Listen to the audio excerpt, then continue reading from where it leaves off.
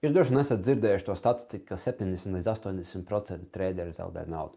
Protams, aiziet uz jebkuru brokeru mājaslapu, paskatīties apakšā disclaimeru un tur teikts, ka tradings ietver sevi riskus, un ja jūs nesaprotat šo risku, jūs zaudēsiet naudu, jo 70 līdz 80% traderi zaudē naudu. Vai tā ir patiesība?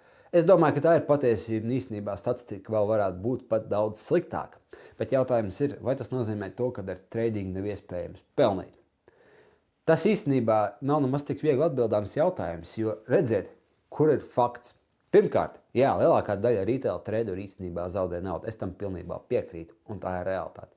Bet vēsturiski tie, kas finanšu tirgos ir visvairāk nopelnījuši, ir bijuši tieši spekulanti un traderi un visi tie, kas iegulda, teiksim tā, ne pēc klasiskās ieguldīšanas pieejas. Un te ir tas pats paradoks, kad visgudrākie prāti ar vislielākajiem resursiem īstenībā ir traderi, un vislielākie āži arī ir traderi.